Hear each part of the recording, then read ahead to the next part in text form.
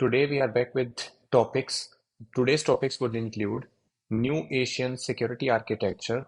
What is this? How it affects India and the region that is surrounding India in Indo-Pacific and across China. Second topic would include Nari Shakti, that means women power, and what kind of things that Japan has also brought into this particular arena, and what are the lessons for India. It can be made part of our society section in GS1. Third one is God particle. What are these?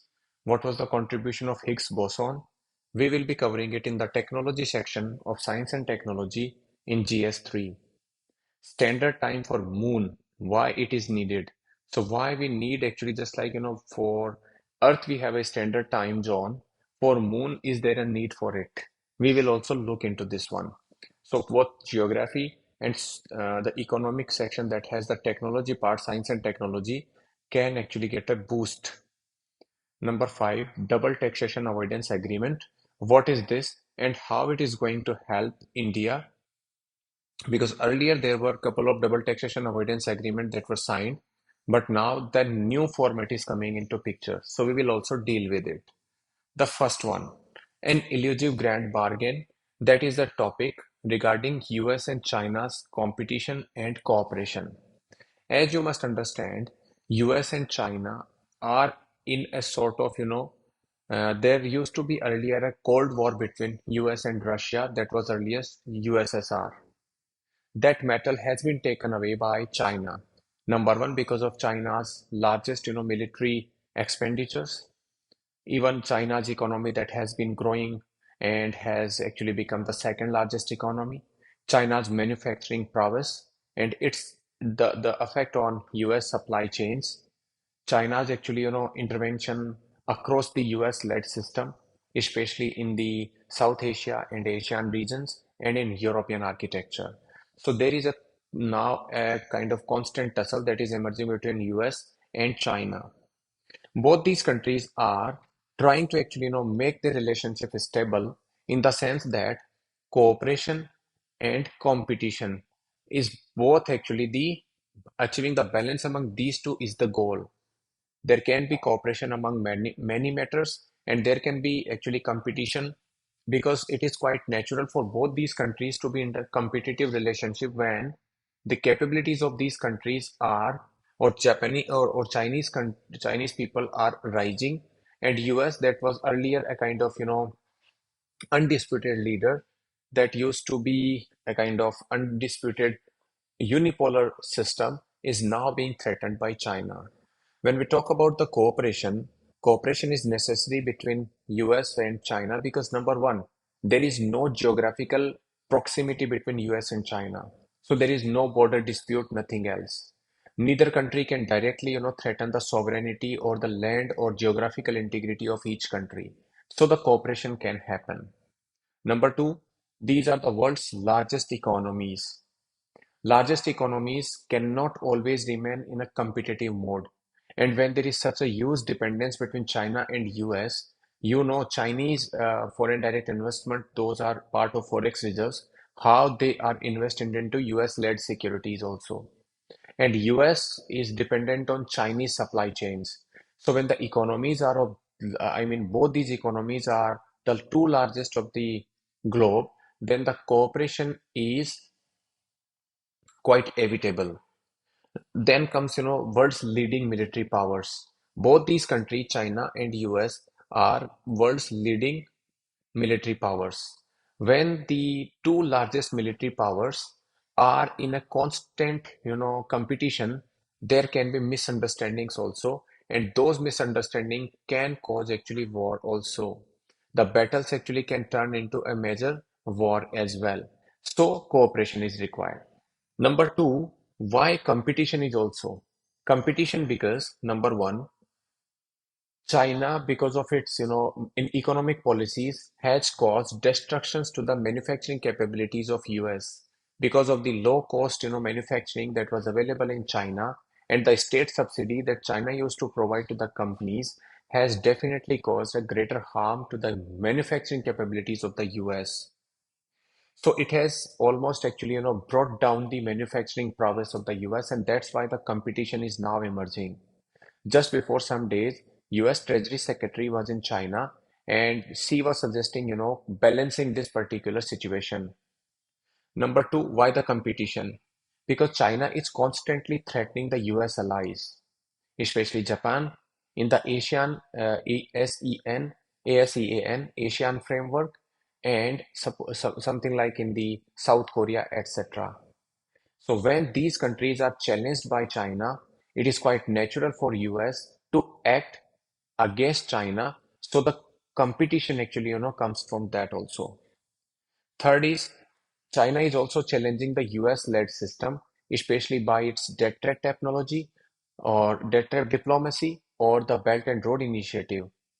Because US has been poor in responding to the needs of the countries, and China actually with its economic heft has given, lot many investment into European countries, African countries, and South Asian and Asian countries. And that has also reduced the role that US earlier used to play. So that is a direct threat to the US-led system. And then the competition is also because China and Russia are actually growing in partnerships. So, and there has been historical dispute between US and Russia.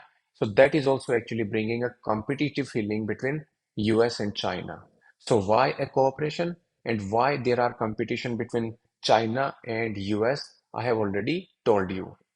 Now, what is this new security architecture theme or how the new security architecture is emerging? You can understand that US is hosting Japan's Prime Minister as of now. As we speak, Japan's Prime Minister is on a state visit to the US. And what it has done also, that he is the third leader from the Quad countries to be on a state visit.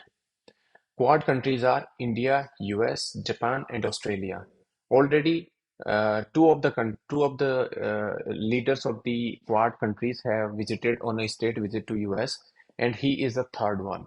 So how does it indicate? It indicates that US attaches a greater significance to the Quad countries. So number one. So the new architecture is emerging around US Indo-Pacific strategy and how important Quad is going to play a role.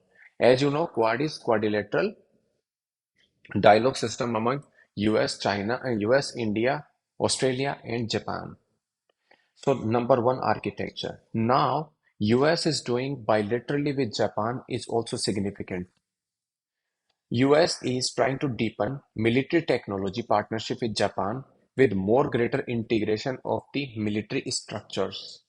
There will be more defense industrial collaboration between US and Japan. So what it does, you see, Japan is emerging as the linchpin of the US Indo-Pacific strategy. Japan is also raising its defense budget.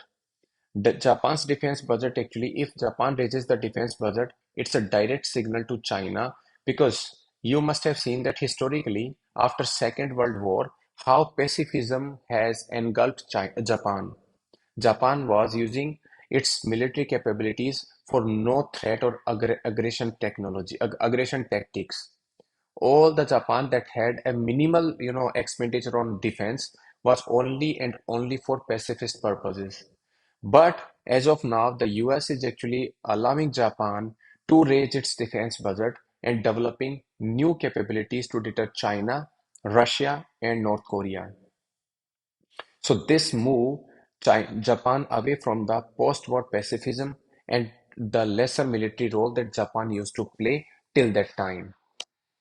So, with Japan being actually, given a more direct role by US in the Asian architecture, believe me that Japanese actually military technologies and advanced, technologies regarding the fighting capabilities will increase, and that will cause a greater deterrence to China. So the new architecture is again in the form of US allowing Japan to raise its defense budget and Japan moving away from the pacifism to more sort of, being a collaborative partner of the allies of US and on Japan's allies. So that is the second architecture.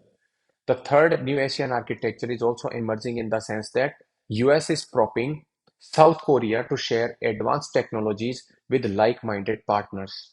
You must have seen that Foreign Minister S. Jaishankar was on a visit to South Korea recently, and they talked about sharing the advanced military technologies plus advanced technologies that can also become part of the other economic sectors. Even South Korea is also helping India to develop semiconductor manufacturing capabilities so the global supply chains can be shifted away from China to friendly countries. So that is another security architecture that is emerging.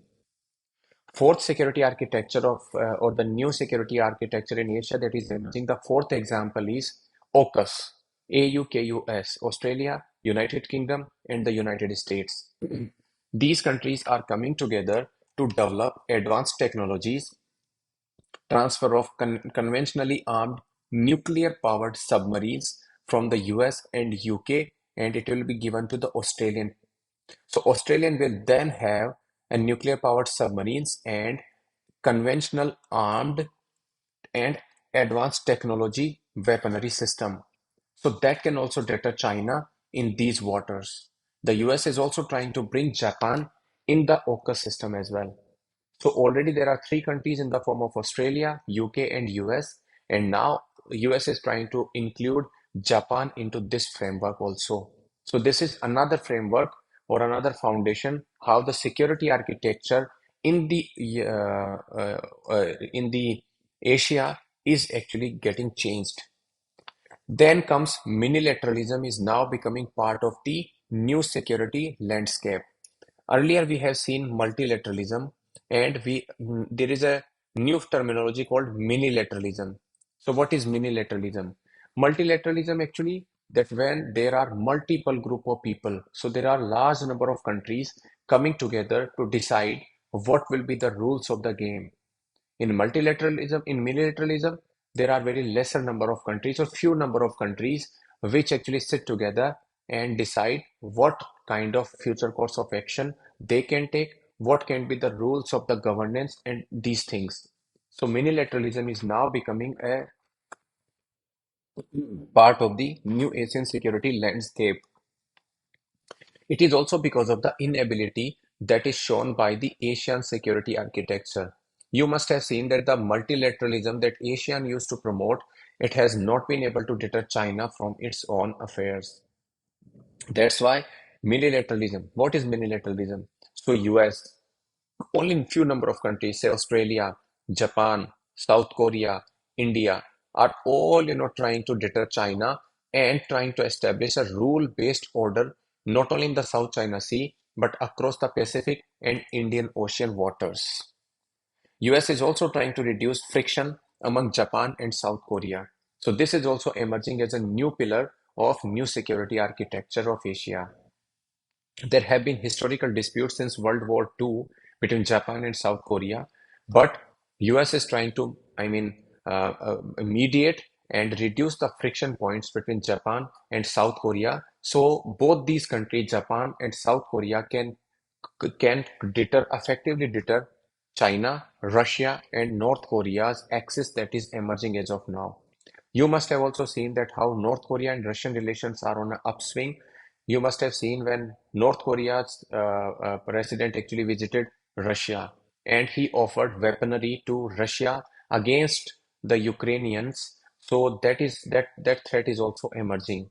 So US is actually, asking Japan and South Korea to bury their differences and look for the larger goal. This is about the new security architecture that is building the regional coalitions to deter the uh, Chinese.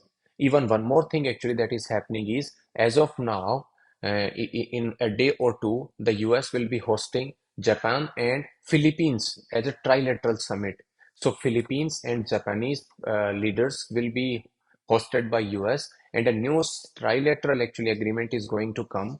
And what that will do is so the plan is to increase the capabilities of the Philippines. So whatever the things actually that Chinese are doing in the South China Sea regarding the Philippines and threatening the Philippines in sovereignty is also going to be worked out.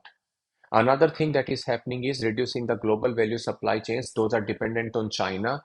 Recently, US, Taiwan, Japan, and South Korea announced a Chip 4 alliance. So, Chip FOUR, Chip 4 alliance that was announced by Taiwan, South Korea, Japan, and US, and they are coming together as the world's largest major producers of the semiconductor, so to increase the manufacturing capabilities into each other's territory and nearshoring and friendshoring the supply chains rather than being dependent on China. So this was whole about the new security architecture that is emerging in the Asia.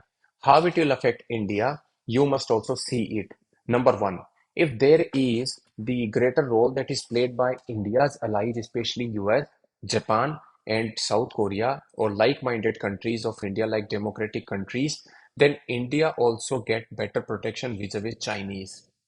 India's disputes or border disputes, those are happening with China, can then be effectively dealt with because China cannot afford to open up another front. If it opens one front with India on the western borders, then it cannot open the fight in the northern and eastern borders of itself with other Indian allies. So that can be one of the effective medium for India to effectively deter the Chinese. Number two, if South China Sea remains free of any disputes and freedom of navigation is allowed in the South China Sea, then India's exploration of minerals in the South China Sea, India's export potential from South China Sea, and freedom of navigation and rule-based order in South China Sea, the capabilities increase. And that also allows India to, without any trouble, export materials, explore the minerals in Vietnam or in the Philippines, sure, you must have also seen that India actually, through ONGC and these fields was trying to extract oil or was trying to, discover oil and natural gas in the Vietnamese and Philippines waters. So that also can become an important part. Number third is the collaboration between India and South Korea regarding advanced technologies and Japanese collaboration not only in technologies of the warfare but even the infrastructure can also create a good kind of investment opportunities for Indian people. If there is a bullet train that is coming from Japan, then these kind of initiative can be further improved to increase the infrastructural capabilities of our country. So that can also be one of the major good thing for India.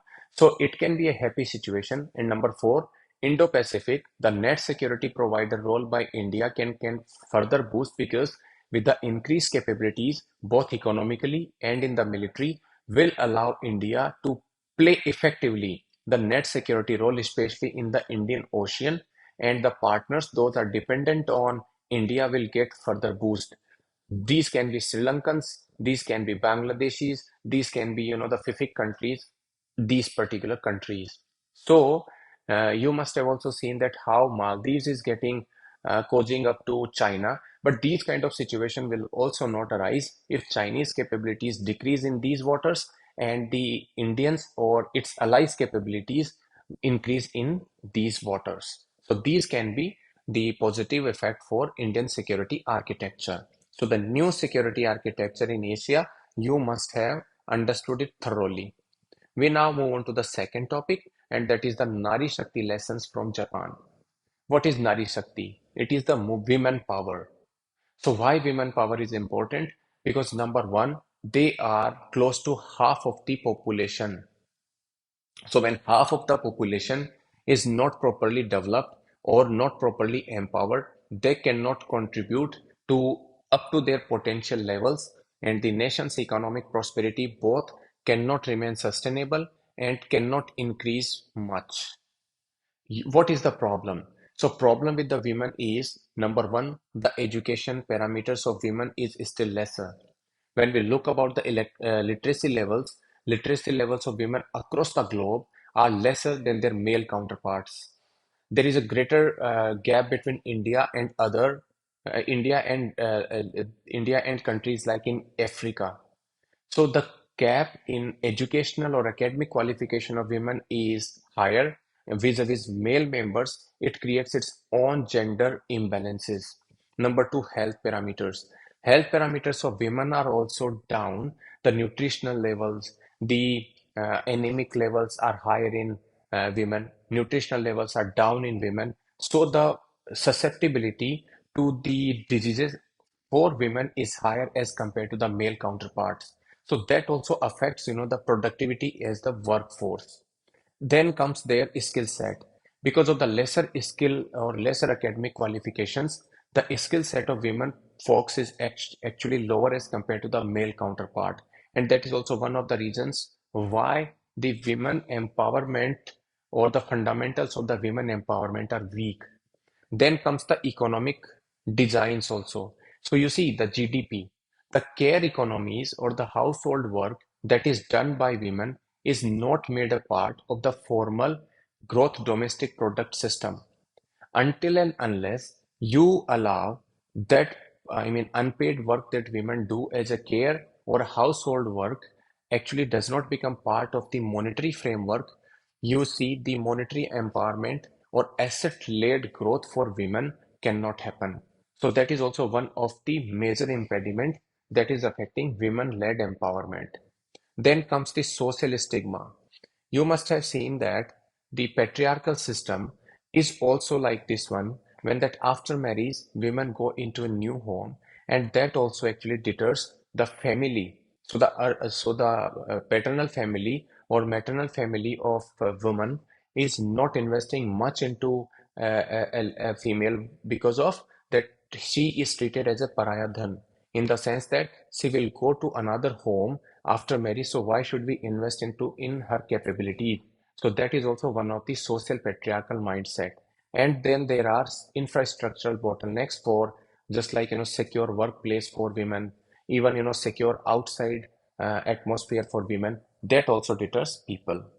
So these are five, six things actually where the women-led empowerment is a greater impediment, or women empowerment is a greater impediment. Till the time we remove these kind of troubles, we will not see the women performing up to their potential.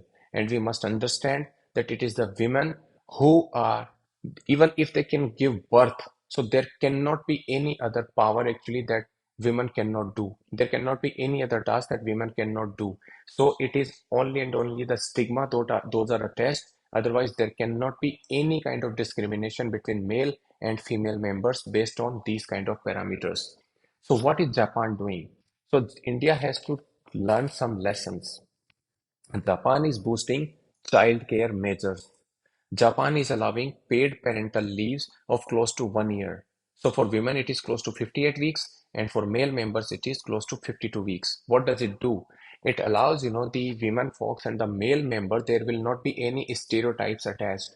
A male member also can get the same benefits, and a woman also can get the same benefits. Once they are absolved of the duties of the child care, they can come back and join the workforce. And when there is security provided by the, parental leaves, etc., then they can come back, join the workforce, and remain part of the workforce. So that also helps. Third is the investment in the care economy and rebalancing the gender norms. Workforce diversity is also being talked about in Japan. In 2016, when we talk about Japan passed an act on promotion of women's empowerment and advancement in the workplace. What it did do? It made disclosures of diversity action plans and diversity data mandatory. What was the diversity? So this was the diversity, that how diverse your workforce is. How many male members and female members are in your workforce? So this act on promotion of women participation and advancement in workplace, it made mandatory the disclosures of the diversity action plans and diversity data.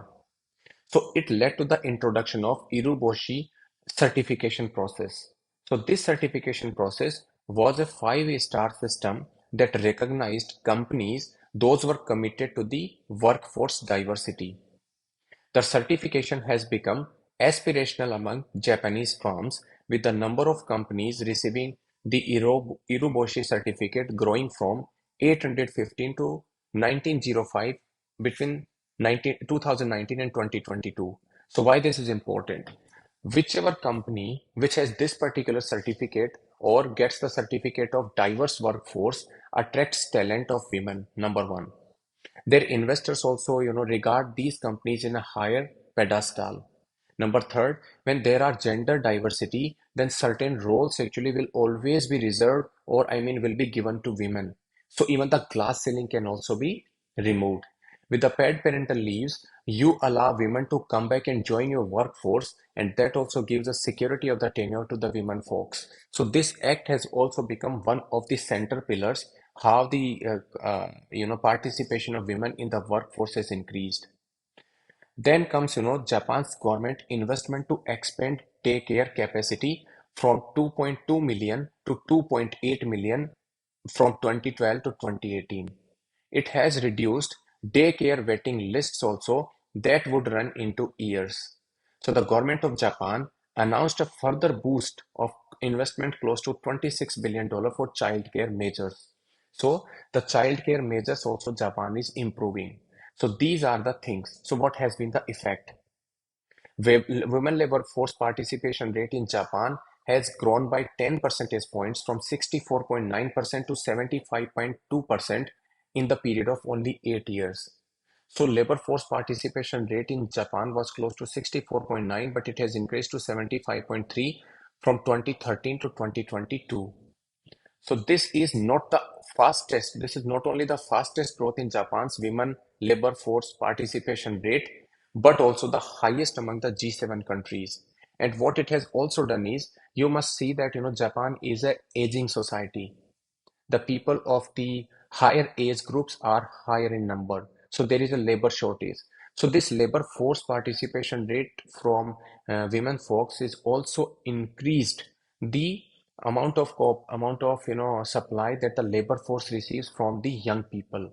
So it has reduced Japan's crisis of having the continued labor supply. So that has also solved this particular situation. Adding roughly 3 million women to its workforce is helping Japan bridge labor shortages and has increased Japan's GDP per capita between 4 to 8%. So it has contributed not only the measures that Japan has taken has not only contributed to increase the women labor force participation ratio to close to 10%, but it has also increased the GDP of Japan to rise by 4 to 8%. So these are the reforms that Japan has done. Now, what India can learn from Japan? You must see that India and Japan share the cultural norms. So the women standing in the society is more or less equal. In India, the unpaid gender gaps in the unpaid care work is close to 8.4 times. In Japan, this is close to 5.5 times. So, as India, that trying to embark on a path of women-led development, these lessons can be handy for Indian society and Indian government to bring policy measures and the society to adopt those measures which can help India to increase the women-led growth opportunities in our country. So we need to first of all provide intervention for bridging the gender gaps in domestic and care works. So that is one of the thing.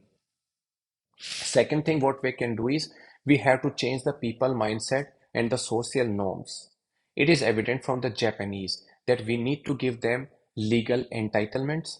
We need to provide them asset-led monetary models. We need to provide also gender-neutral parental leaves. With that also, enhancing uptake among men requires an employer-led approach. Third also is regarding to invest in the wide range of care infrastructure because women are involved in caring for the born child. So, investing in the wide range of care infrastructure and services solution for childcare, elder care, domestic work, and long-term care for highly dependent adults can reduce dependency and access for the workforce. So that can also be done by India. So these are part of the lessons that a society should understand in the times of globalization from other countries. So this is how we have dealt with two topics today regarding the new security architecture and the Nari Shakti lessons from Japan. We will halt today itself, this time itself, because still there are three topics remaining. But I do not want to actually give more topics because you must have understood these topics, two topics in detail. So please write it down and make notes of it. These things actually can enhance your knowledge base. You can directly use the data set that I have provided in your GS answers also, or any other discussions that you have, whether you are becoming an informed citizens and any other matters. For more such videos, you can like the button and subscribe the channel. Thank you.